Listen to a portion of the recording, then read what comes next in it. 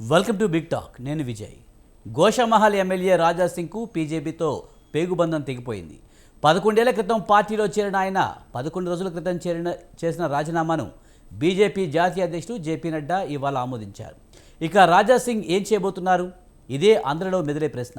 ఏ పార్టీలో చేరతారు? రాజా సింగ్ గురించి చెప్పుకోవాలంటే ఆయన కరడుగట్టిన హిందుత్వవాది. రాజకీయ ఓనమాలు టీడీపీలో నేర్చినా ఆ తర్వాత బీజేపీలో చేరారు. అప్పటి నుంచి హిందుత్వకు ప్రతీకగా మారారు. ఆయన లైఫ్ లైన్ అయిన హిందుత్వాను వీడే ప్రసక్తి లేదు. అలాంటి రాజా సింగ్ను ఏ పార్టీ అక్కన చేర్చుకుంటుందన్న ఉత్కంఠ నెలకొంది. గోషామహల్ నియోజకవర్గంలో ఆయన తప్ప మరెవరూ గెలిచే ఛాన్స్ లేదు. అంతగా పాతుకుపోయారు. అందుకే అంత దమ్ము ధైర్యం. బీజేపీని ఎన్నిసార్లు ధిక్కరించినా ఈగ కూడా వాలలేదు. ఇలాంటి నేతను ఎవరు పిలుస్తారు? ఎక్కడికి వెళ్తారు? శివసేన పార్టీకా లేక కొత్త పార్టీ పెడతారా? ఇదే అంశాన్ని ఇవాల్టి బిగ్ టాక్లో చర్చిద్దాం.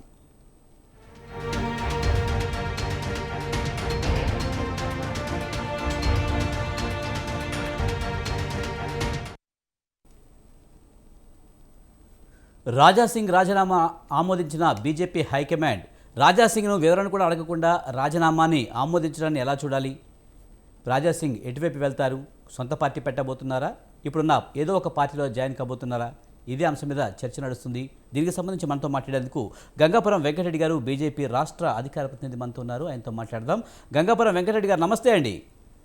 సార్, రాజా సింగ్ రాజీనామాను అయితే బీజేపీ హైకమాండ్ ఆమోదించింది. ఇప్పుడు రాజా సింగ్ ఎటువైపు వెళ్తారనే చర్చ అయితే ఒకటి నడుస్తుంది. బీజేపీని అధికారంలోకి తీసుకురావాలని ఆయన చాలా ఆకాంక్షించారు. చాలా సందర్భాల్లో ఆయన చెప్పడం కూడా జరిగింది. అలాంటి నేత వెళ్ళిపోవడంపై మీరేమంటారు?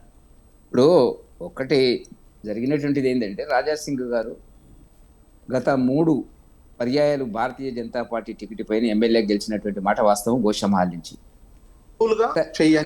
అయితే అప్పుడప్పుడు ఆయన భారతీయ జనతా పార్టీ పట్ల అనుసరించేటువంటి విధానాలు కానీ, మాట్లాడేటువంటి పద్ధతులు కానీ కొన్ని ఇబ్బందికరంగా పార్టీకి ఉన్నటువంటి ఈ విషయం అందరికీ తెలిసినటువంటి, దాంట్లో పెద్ద రహస్యమేం లేదు. ఇప్పుడు ఎందుకంటే మీకు తెలుసు కదా, రాజా సింగ్ గారు కానివ్వండి, ఇంకే పార్టీ నాయకుడు కానివ్వండి, ఒక క్రమశిక్షణ కలిగిన సిద్ధాంతాన్ని నమ్మేటువంటి పరిస్థితి లోపలే భారతీయ జనతా పార్టీ తన కార్యక్రమాలు ఉంటుంది తప్ప వ్యక్తి కేంద్రంగా ఉండదు. అది ఎక్కడ కూడా ఆ పరిస్థితి సమాజము, సమాజ హితము, అన్ని రకాల ప్రజలను ముందుకు తీసుకుపోయేటువంటి లక్షణం ఉన్నటువంటి పార్టీ, జాతీయత భావం కలిగినటువంటి పార్టీ భారతీయ జనతా పార్టీ. దాని గురించి నేను ఎక్కువగా చెప్పవలసిన అవసరం లేదు, మీకు అందరికీ తెలిసినటువంటిదే. అటువంటి సందర్భం లోపల గతంలో కూడా చాలా సందర్భాల లోపల ఆయనను సస్పెండ్ చేయడము, తిరిగి పార్టీలోకి తీసుకోవడం అనేటువంటిది జరిగిన మాట వాస్తవం.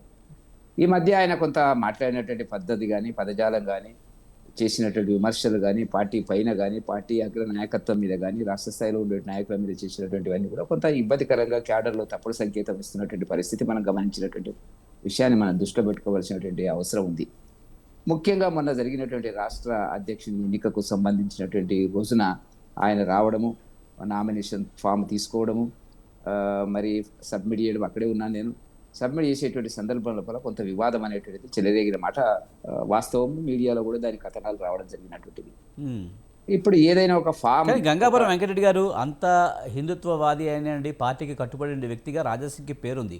కానీ అలాంటి వ్యక్తి పార్టీ అధ్యక్షుడిగా నామినేషన్ వేస్తారంటే బెదిరించడం అనేది ఎంతవరకు కరెక్ట్? ఇదే విషయాన్ని ఆయన రాజాసింగే బయటకు వచ్చి చెప్పడం జరిగింది. ఇప్పుడు ఆయన ఏం చెప్పాడు అనేటువంటిది కాదు, కానీ అక్కడ మినిమము 10 మంది స్టేట్ కౌన్సిల్ సభ్యులు సంతకం పెడితేనే నామినేషన్ వ్యాలిడ్ నామినేషన్ అవుతుంది. అది పార్టీ రూల్. అది ఆయన వెంబడి 3 ఉన్నారు, మిగతా 7 సంతకాలు లేవు. ఇక ఆయనంతలా ఆయనగానే అనుకున్నటువంటిది ఏంటంటే, నాకు సంతకం చేసేటువంటి వాళ్ళు, నాకు మద్దతుగా వచ్చేటువంటి వాళ్ళని బెదిరించినారు అనేటువంటిది ఒక అపవాదం అక్కడ చెప్పిపోవడం జరిగినటువంటిది.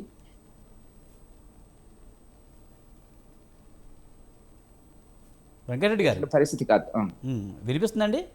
వినిపిస్తుంది. ఓకే, కంటిన్యూ చేయండి. కాబట్టి ఇప్పుడు జరిగింది ఏంటంటే, ఆయన నామినేషన్ ఏంటంటే వ్యాలిడ్ నామినేషన్ కాదు, చెల్లుబాటు అయ్యేటువంటి నామినేషన్ కాదు. అక్కడ స్క్రూటినీలో జరిగింది ఏంటంటే, దీంట్లో 3 సంతకాలే ఉన్నాయి కదా, ఇంకా 7 మంది సంతకాలు కావాలా అనేటువంటిది. అంటే నాకు ఎవరు సంతకం పెట్టడం లేదు, బెదిరించినారు, రకరకాలుగా మాట్లాడతారండి. ఇప్పుడు కొంత అభిప్రాయ భేదాలు పార్టీలు నాయకత్వంతో కానీ, పార్టీ మీద కానీ ఉన్నప్పుడు మాట్లాడే పద్ధతి ఏ పార్టీలో ఏ నాయకుడైనా చేసేటువంటి కార్యక్రమం చేసి వెళ్ళిపోయి అప్పటిదప్పుడే రిజిగ్నేషన్ లెటర్ రాసి, మరి అప్పటిదప్పుడే రాసినాడా, రాసుకొని వచ్చినాడా? ఎందుకంటే అది టైపుడ్లో ఉన్నటువంటిది ముందుగానే రాసుకొని వచ్చినట్టుగా, ప్లాన్ ప్రకారం రాసుకొచ్చినట్టుగా మనకు కనపడుతున్నట్టుగా. సరే, ఏదైతేనేమి మీ పార్టీ కోదండం మీ కోదండం అనేటువంటిది కిషన్ రెడ్డి గారి ఆ రోజు కిషన్ రెడ్డి గారు అక్కడే ఉన్నారు ఆఫీస్లో. ఆయనకు సబ్మిట్ చేసి మీడియాతో మాట్లాడుతూ వెళ్ళిపోయినటువంటి సందర్భం మనం అంతా కూడా లైవ్లో చూసినటువంటిది. దాంట్లో పెద్ద ఆశ్చర్యపడాల్సినటువంటిది అవసరం ఏం లేదు. సరే, ఆయన రాజీనామా చేసినాడు, పార్టీ సస్పెండ్ చేయలేదు. అది మీరు గుర్తుంచుకోవాల్సినటువంటి అంశం. పార్టీ పరంగా ఏదైనా షోకాజ్ నోటీస్ ఇచ్చి మీరు ఎందుకు ఇట్లా పార్టీ క్రమశిక్షణ రహితంగా ప్రవర్తిస్తున్నారు అనేటువంటి ఒకవేళ మాట చెప్పి ఉండి ఆయన సస్పెండ్ చేస్తే చర్చ అవుతుంది తప్ప ఆయన ఇష్టపూర్వకంగా వెళ్ళిపోతున్నటువంటి సందర్భం లోపల ఏ నాయకుడైనా ఏ పార్టీలో నుంచి అయినా వెళ్ళిపోతాడు, ఇంకో పార్టీలో జాయిన్ అవుతాడు, అది పెద్ద ఆశ్చర్యపడవలసినటువంటి అవసరం లేదు. కాబట్టి ఆయన ఇచ్చినటువంటి రాజీనామా కేంద్ర పార్టీ ఏదైతే ఉందో నడ్డా గారి ఆధ్వర్యంలో దాన్ని పరిశీలించి మీరు చేసినటువంటి ఆరోపణలు వాస్తవం కాదు అనేటువంటి ఒక సెంటెన్స్ రాసి మీ రాజీనామాని మేము అంగీకరిస్తున్నాము, ఆమోదిస్తున్నాము అనేటువంటి మాట చెప్పడం జరిగినట్లయితే అంటే పెద్ద ఆశ్చర్యపడాల్సినటువంటి అవసరం లేదు. ఎందుకంటే మీరు ఒక్కటి మాత్రం గుర్తుపెట్టుకోండి మళ్ళొకసారి, పార్టీ అనేటువంటిది ఉన్నతమైన స్థానంలో ఉంటుంది, పార్టీకి సంబంధించినటువంటి విధానం అనేటువంటిది ఉంటుంది తప్ప వ్యక్తుల కేంద్రంగా పార్టీలు పనిచేస్తాయని చెప్పి నేను భావించడం లేదు.